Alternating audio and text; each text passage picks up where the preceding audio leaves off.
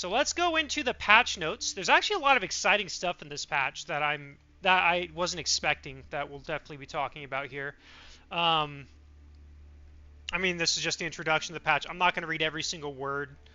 Uh, we know there's a lot of changes, so we're just going to kind of scroll down. We'll talk about anything that's important. Obviously, if you're not aware, this is for the Season 10, which starts on April 8th, and is with the new expansion, which comes with the French and the English variant, Knights Templar, and the House of Lancaster. I'm not really going to read this because this is just about the civs, which we've talked about before. There's also a new game mode called Historical Battles, which you can also do, which is a single-player mode. So for you single-player lovers, you'll love that. But let's get to the fun part of this. The Season 10, which again starts April 8th, and there's a event champion. Don't care about that. Don't care about achievements. And then the rankings, which I also don't care about. Also, as a note, Season 10 ends June 26th. Wow, that's actually a really short season. Because Season 9 went from was like 6+ months long, October to April, and this one's going to be only 2.5 months. Usually they're 3 to 4 months long, so that's kind of cool. So we'll be getting another good patch on June 26th or June 27th, whenever the new patch season is. Monuments for those who care. I've never cared for this stuff, so I don't really go over it. So we have new map pool. Surprise, surprise. We have 12 new maps, 10 new maps in this expansion, which now comes with a 1v1 ranked map pool. Prairie's getting switched out for Carmel, or Carmel. I'm not sure I don't know how you're supposed to say it. Enlightened Horizon, Relic River, Highview, and Migration. Later on, we are going to go over all the new maps, but I'm just going to state from what I've seen, I actually think these maps look really good. Just from what I've seen so far, even Highview. And again, if you're interested in that, we'll be talking about that later. Migration, I will obviously be vetoing as a map. But these 4 actually seem good from what I've seen, but we'll see how actual gameplay goes. If you're into team games, you got Water Lanes, which I think is the map where you each have your own lane, and you have to use water to get to each other, I believe. Volcanic Island, Wasteland, Shadow Lake, and Enlightened Horizon. I'm not going to really go over the team side stuff, but all the new maps I am going to be going over.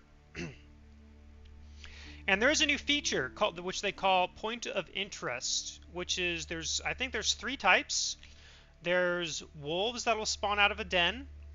There's an outpost, which if you played StarCraft 2 works like the Zelnaga Towers, so you can kind of see, if you capture it, you can see around you. I don't know the radius. We'll find out today.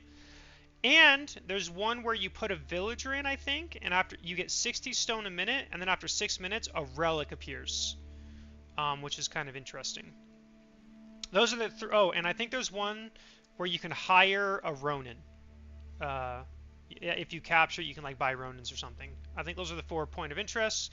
They're not going to be on every map. They're just testing it, but I expect next season to have more point of interest on maps, as I think it's going to be highly. I think it's a really good feature. If you played Age of Empires 3, it kind of reminds me of that with the treasures. I think it's only a good addition to the game, and I'd be very surprised if it had negative feedback from players. There have been some visual improvements. Crossbowmen, hand cannoneers, I don't know what those are. I haven't seen them. Horsemen, attack animations are more aggressive. Civilization flags ripple on the loading screens. And then some other stuff. Yeah, a horseman attack animation should appear slightly more aggressive. Haven't seen it, so I don't know what that looks like, but I'm guessing it looks smoother, because sometimes if you think about it, when you chase like archers, sometimes there's like that pause. Maybe it fixes that. I'm not sure though. AI updates, don't care about that. Proving Grounds, Art of War. Oh, the Art of War page has been renamed to Proving Grounds and now includes historical battles and Art of War missions. Okay, I actually didn't know that. What's up, Spartan? Caster mode has been fixed. It now shows Roost Bounty, a bunch of other fixes. Essentially, from what I gather, it looks good. And here's the first big one I'm very excited about. In the pregame lobby for ranked matches, the opponent's displayed rank will be set to unknown rank badge, it will no longer be possible to click on an opponent's profile in the pregame lobby, and both the player display and lobby chat will display the opponent's name as ranked opponent.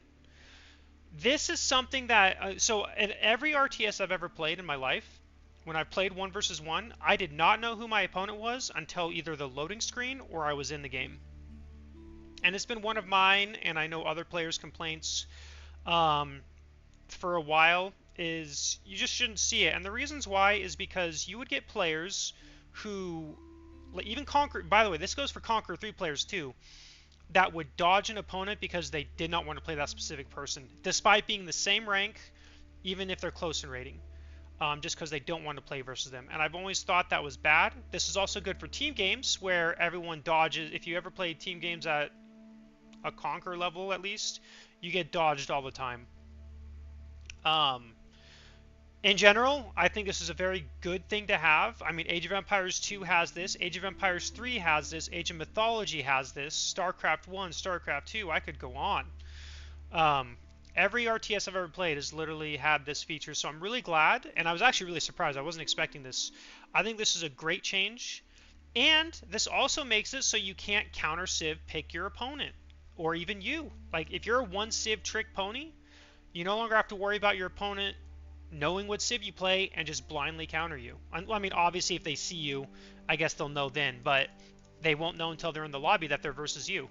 So, you know, if you're a one-trick pony, they won't be able to counter-pick you as a civilization, which is also a nice feature for those, you know, those kind of players.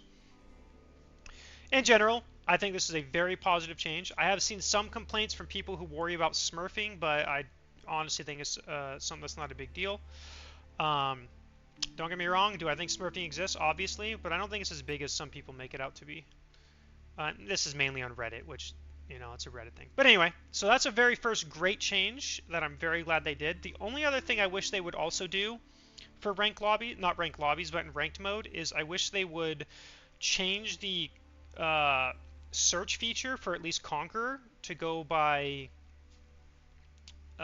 like rank on the ladder or something, because it feels like, you know, there's still going to be problems at the high level where you're going to have long wait times for queues. I hope eventually they get to that. But in general, I think this is good. There have been some general map changes. A new method to control the distribution fallback mechanic has been implemented on several maps to distribute minerals. I'm guessing by minerals it means gold and stone. I'm assuming they don't mean like, I don't know what else that would mean, Gaia, relics, and sacred sites more fairly. A new gold type has been introduced, 1600 gold, which is featured across several maps, which I think is also a good thing to try out. I think 4,000 gold mines in the base is too much, and I do think they should be shrunk. I'm actually a huge fan of this. And then there's 12 new maps that have been added to the quick match map pool. So from what I understand, there's 2 free maps, and then 10 maps if you buy the expansion. For map-specific changes, Sacred Site Generation for Atacama, Hill and Dale. I'm not really going to go over these. Highview has actually had some pretty big changes, and we will be going over that. I almost view this as a new map, by the way, with the changes they've done. Sacred Sites and Markets were perched closer to the middle of the map. There's fewer stealth wood, and they have an abandoned outpost spawn across the map, which again is what I was talking about earlier, that it's that, like that Zelnaga Tower where you get vision. Lakeside has a tiny gold for 1.6k, and Mega Random supposedly can do some cool stuff, but I don't know what it is. Land Mega Random to be specific. I assume that won't have any changes for Malians. I think Malians will be able to put the same amount of houses, and they're going to get the same amount of gold, passive gold. I'd be very surprised if that was any different, but I haven't obviously tested, so I don't know. So these are the free maps that you have access to regardless of having the expansion or not. Carmel and Sunken Lands. I just want to state for the record, these images make the map look worse than they are. I will spoil you guys and say I have looked at the maps, and these images sometimes make the maps look like they're going to be bad, and then I looked at the map and I was like, oh, that actually doesn't look that bad. So I can't remember what this map is, but if I remember, it actually looked like a pretty good map. We already talked about these. The Ronin one is where you can hire Ronins. One new Ronin becomes available every 2 minutes, costs 100 gold, and then, but they don't start charging until after 5 minutes game time. Oh, and then there's a merchant camp, which gives you a trickle of free resources. 15 wood, 15 wood, 15 gold per minute. This is the one I was talking about where you get a relic after 6 minutes. You have to garrison a villager, and then the wolf den, which does wolves. Which, by the way, JD still gets XP from wolves, right? I feel like JD is going to really love the wolf den. Like, as JD, you should never kill this. You can get level 2 easy peasy.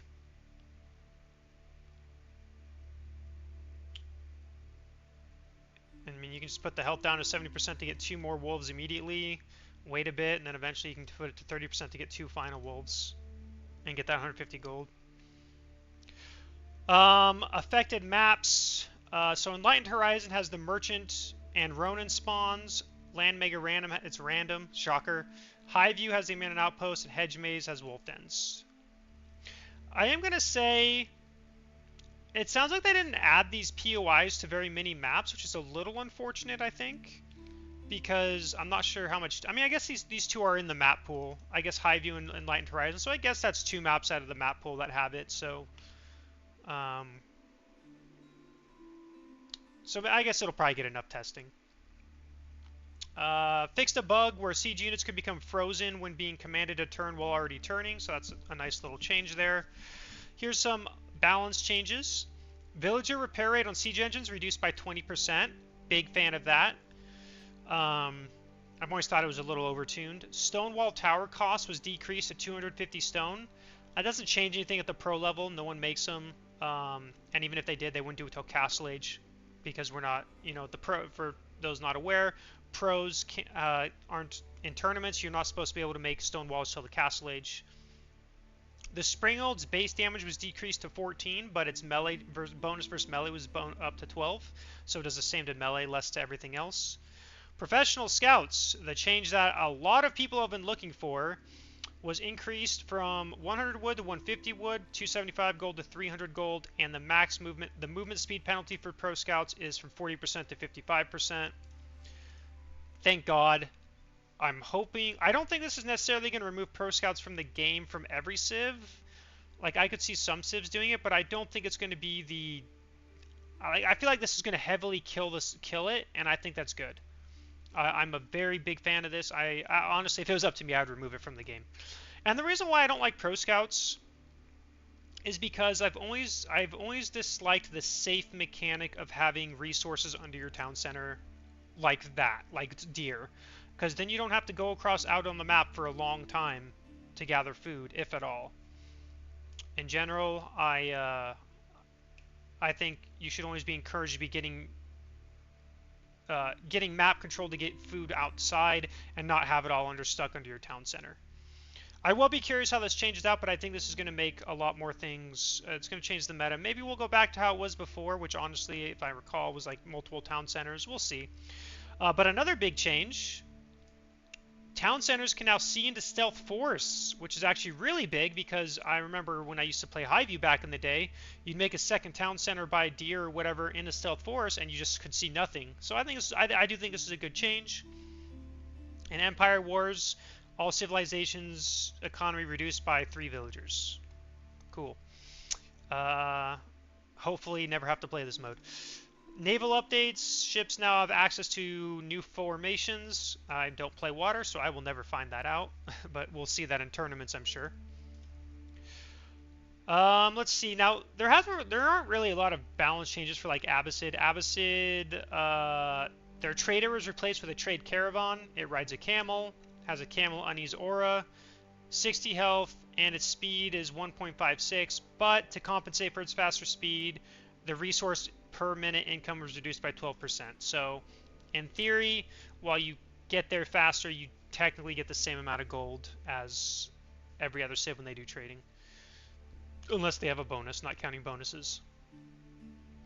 Byzantines got like a buff. Stonewall Tower Mangonel placement damage reduced from 8 to 7. Wait, I just realized. Is this only the Stonewall version that gets... Or does this count for the keep as well and outposts? I assume this is outposts, but if it's not, if it's only for the stone wall, this is the most random nerf because no one makes stone wall tower mangonel emplacements. I'm assuming it's all tower or all mangonel emplacements. If it is only the stone wall, I mean, I'm trying to think. I don't remember ever seeing this. I guess when I say this is at the pro level, maybe this is nerfed due to that. But I think Outpost should have it nerfed too. Cisterns cost no longer scale, and they now cost 125 stone. So this is a buff and a nerf. I say a nerf because from what at least someone told me this earlier today, you can no longer make a cistern without gathering stone. Your first cistern. So like right now you play Byzantines, you make your first cistern immediately. Now you have to gather the stone first before you can make the cistern. So that's the nerf portion. That means you have to send 3 villagers to gather stone to get the first one. But it's a buff because now instead of it scaling from 100, I don't remember what the scaling was, but I know eventually got to 250. Now it's just 125, so you can keep making cisterns and not have to invest 250 at level 5 and above. But it is a nerf for the early stages, I think for sure. The oil cost of all mercenaries available from neutral trade posts have been reduced. I'm not going to go over those values. Nest of Bees. Health was reduced from 130 to 120. Projectiles reduced from 8 to 7. And then the technology, additional barrels technology increased from 2 to 3. The Great Wall Gatehouse now has 2 in place Nest of Bees instead of its default weapon. I don't really know what that means in terms of changing. I don't know if that's a buff, a nerf, or if it's something else. But yeah, so those are the changes. And Nest of Bees did need a nerf. Big fan of that. Delhi just got a fishing boat change. I don't really care. It's just fishing stuff. I guess it +1 damage bonus versus ship and loses base damage to 4. So there's now a Nest of Bees on top of the wall. Interesting. HRE. Now this one I'm going to be honest, I'm a little surprised about this one. Now I'm not surprised about the new unit. So the new unit is the Imperial Age Black Rider. It's a mounted gunpowder heavy cavalry. It's trained at the archery range, but you can only train 5 per standing keeps. And if you have an Elsbeck Palace, then it's 8 per standing keep, I believe. Which is the first, I think this is the first unit that you can only make a certain amount of, but maybe I'm wrong on that. Has the Caracol ability, which moves 10% faster and can fire while moving for 30 seconds, but it cannot fire at targets behind it. So pretty much when it's chasing a target, it'll fire while moving, but if it's being chased, then it won't. There's a new Castle Age tech, each called Sisters, I can't say it, churches. Each monastery acts as a drop-off building and inspires villagers in an area when a prelate garrisons inside. The radius is smaller than an Akin, and then prelates can be trained directly into like Delhi scholars, and it works on the Regnitz Cathedral. Now this is in my opinion, a pretty big buff, because you can now much easier inspire your villagers everywhere. And this is technically, as you said, Steve, a buff to the mine work in the fact that now if you go mine work, you can still get the prelate buff by getting the monastery. Now I don't know how many villagers can fit around this. I don't know if that means that, like, can you only do 8 farms, or can you do 16 farms? I mean, I'm imagining it's not 16, but let's just, I don't know. I'd have to test it. But I mean, it's a big deal because it's 40% gather rate increase. So I think you're gonna see a lot of monasteries from HRE with this tech. I mean, why wouldn't you? It would be dumb not to do this. I think, but maybe I'm wrong. Burgrave gives infantry plus 50% increased charge damage. The Palace of Swabia was nerfed instead of a 20% discount and now has a 10% discount. Also, I did see your question, 5 per keep. Does that work like a cap? If you lose one, I'm pretty sure you can replace it. I think it just means, for example, if you have 2 keeps and you can make 10 of those riders, if one dies, you can keep making, but you can't go above 10. Devoutness gather rate bonus reduced from 10% to 5%. Construction bonus unchanged. Elsbeck Palace damage reduction reduced from 33% to 25%, so a slight nerf, but it now keeps support 8 Black Riders instead of 5. So, I mean, what this does, right, is assuming this Black Rider is a really good unit, right? I haven't tested it, don't know the stats. But if it is a really good unit, which I have a feeling it's going to be, you're going to want to make a lot of keeps as Aoe because you're going to want to make this unit. Japanese just had a couple bug fixes. Mongols, the Scouting Falcon no longer blocks charge attacks, and just fixed an issue with the improved elite tactics not reflecting intended change. Ottomans, Stonewall Towers are now correctly discounted. Rus, bounty requirements, 400 gold for tier 2, 1000 for tier 3. Honestly, not that big of a nerf. And I do want to just go over this. I will state, overall, I think this patch is really, really good. But I am very surprised that, in general, I feel like H3 got a buff and not a nerf. I know they got the Swabia nerfed and their Elsbach nerfed a little bit. But I think in total, it feels like they got more of a buff. And I'm not sure why, because H3 doesn't need a buff. They're very, very strong. So I'm really surprised they didn't nerf them a little more to compensate for that. Because I think H3 is still going to be one of the top civs in the game. Japan, Mongols, Ottomans, you know, whatever. Rus. I'm really shocked that they didn't nerf passive gold for Rus. Like, honestly, this bounty change I feel like isn't going to... Rus is going to be banned in most tournaments still, I think. Rus is insane. They need a passive gold nerf. To be fair, I think every civ needs it, but Rus definitely needs it because I mean, it's insane. When I was playing last season, it's the amount of gold you get without having to gather gold with villagers is crazy. It's like Malian tier or better if you make enough hunting cabins. But I'm assuming hopefully they'll touch on that in the next patch, whenever that is. So variant civilization changes. Aoe4. They have a golden age UI widget above the resource panel. Trader replaced with a trade caravan, which is just like Abbasids. Master Smith now also grants military academy for free. Industry wing now also grants plus 30, 40, 50% faster construction speed in addition to previous effects. So these are kind of buffs to Aoe4. Not like big ones, I don't think. Now this is one I'm not sure. Fixed an issue where the villager gather rate increase from economic wing growth would affect all villagers, including enemies. Does this mean this whole time that if players are going economic wing, enemy villagers were just randomly getting buffed in their gather rate too? Like, is that a thing that nobody's noticed this entire time since the last patch? Is that, if I'm reading this correctly, that means that villagers were all getting a buff, even if they weren't part of Aoe4, which seems kind of crazy to me. And the fact that nobody noticed this the whole time is also hilarious, because there's always those people who are very analytical. I mean, I'm sure it's hard to notice for the average player, but I'm just surprised because it just feels like there's always some guy who always finds out the craziest shit that you wouldn't think of. I swear. Where they're like, hey, did you know this weird thing that no one should ever notice? So I'm surprised that this was actually a thing and no one noticed. Fixed an issue where economic growth gathers rate enhancements did not apply to newly produced villagers. So then it's like, so it buffed the enemy villagers, and then you actually didn't benefit from it for new villagers. That's crazy. Fixed an issue where the passive mass heal ability always was shown for dervishes. I mean, I don't think this was like a big deal. I don't know, like it doesn't say how much it affected.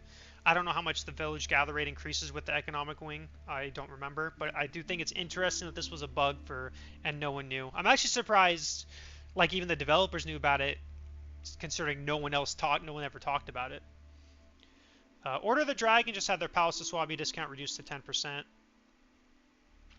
Zushi Legacy now has access to additional barrels technology in Imperial Age, and they kind of got the same nerf as China for Nest of Bees. And I don't think there's really anything else. I mean, that's pretty much the patch. And like I said, I think it's overall very good patch. I would have liked to have seen Aoe and Rus touched upon a little more. I think those two civs kind of need it. But otherwise, I think it's a very, very good patch. Very excited to actually have it out for everyone on the ladder.